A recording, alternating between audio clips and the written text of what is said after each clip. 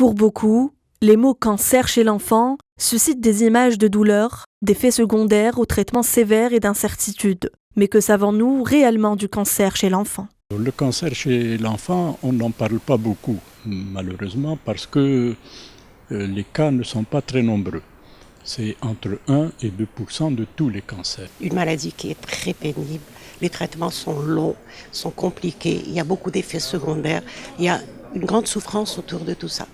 Lors de cette journée scientifique, les oncologues sont d'accord sur le fait qu'en termes de traitement, des progrès considérables ont été enregistrés au cours des dernières décennies, mais qu'il reste beaucoup à faire. Je peux vous dire très franchement que la prise en charge n'est pas beaucoup meilleure que ce qu'elle était.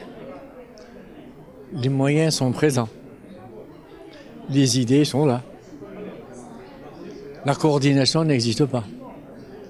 La méthodologie n'existe pas. L'un des dysfonctionnements, c'est l'absence de véritables services d'oncopédiatrie, c'est-à-dire, comme pour les adultes, des services entiers consacrés aux enfants et qui comportent surtout tous les éléments techniques pour le diagnostic et le traitement. La priorité, c'est de soigner la douleur parce que c'est une maladie douloureuse. Mais on n'a pas les moyens, on n'a pas les drogues disponibles pour soulager la douleur. On ne peut pas la prévenir parce qu'il y a des choses très très simples qu'on peut avoir qu'au niveau du ministère peuvent nous donner.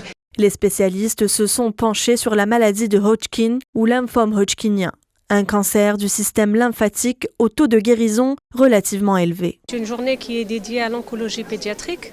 Donc le thème, c'est le lymphome de Hodgkin.